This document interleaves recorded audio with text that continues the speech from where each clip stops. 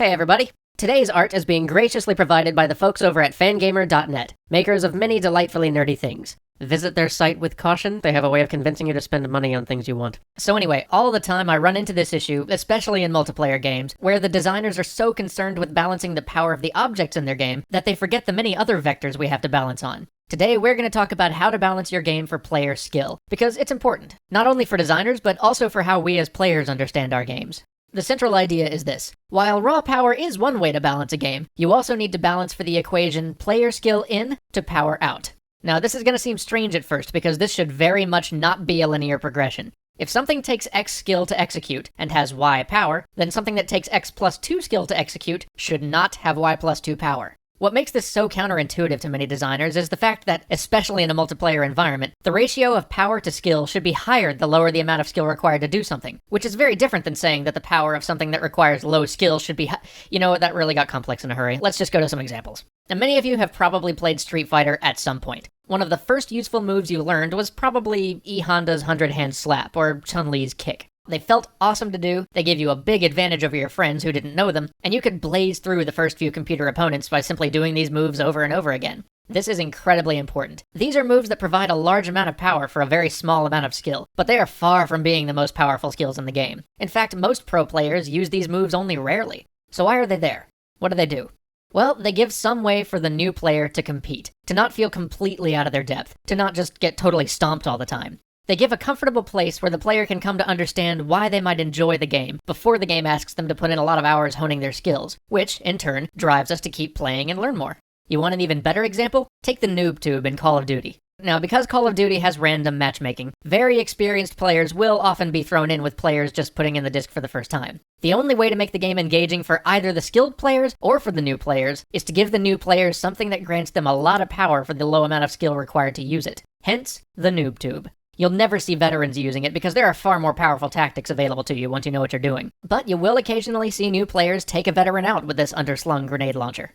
As much as you see people complain about the noobtube in forums, without this device, Call of Duty would not be the massive success it is today. You'd instead have a small community of veterans just churning through new players at an alarming rate, just crushing each noob who dared to show their face in multiplayer. All those new players would quickly get discouraged and quit, never sticking around long enough to actually be able to compete, which would leave the game a ghost town, or at best a refuge for a very small group of dedicated players. So whether they realize it or not, even the most skilled players who never use the noobtube benefit from it being in the game.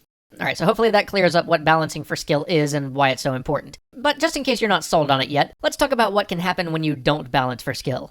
Often, tactics or moves with a high skill-to-power ratio can become first-order optimal strategies, or as I prefer to call them, foo strategies. These are ways to play a game that aren't actually optimal, but are so much more powerful than the other things you could do at that point in your progression, either in the game or as a player, that you simply use that tactic over and over again. Imagine just playing Street Fighter on easy and 100-hand slapping your way through everything. It may not be the most powerful technique by a long shot, but it's all you're ever going to need. Well, while these foo strategies seem really handy to the player, they become very problematic if you don't think about them as a designer. You see, very often when designers don't balance for skill, you'll find that players tend to latch onto a foo strategy and execute it over and over until the strategy no longer works for them. And this can be perfectly okay. Great even. The player feels powerful, they feel like they've understood something fundamental about the game, and they're excited about the game in general. But the point where that strategy no longer works for them has to come early enough in the experience. All too often, because they haven't thought this through thoroughly, the designer will put in a batch of other techniques and strategies that are slightly more powerful, but require a lot more skill to perform. And they'll simply expect the player to keep climbing up this power ladder because clearly Ability B is indisputably stronger than Ability A. They'll expect the player to abandon their foo strategy as soon as a more powerful option comes along.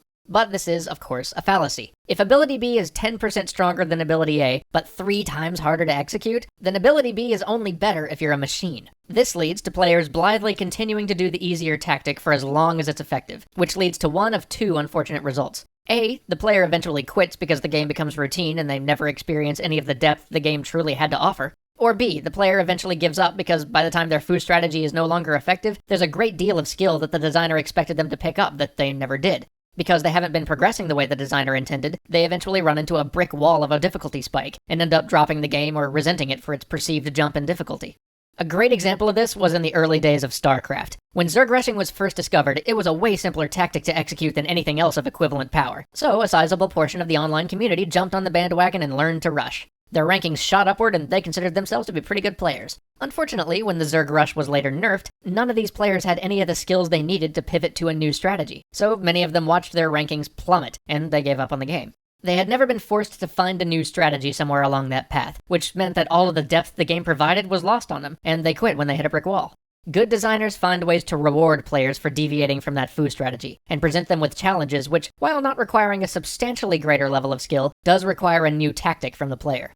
So, when you're playing through a game and find yourself using the same tactic over and over again, think about its skill-to-power relationship, and whether it's a foo strategy, or simply something to get you over that initial hump before the designers wean you off of it. It might change how you play. See you next week.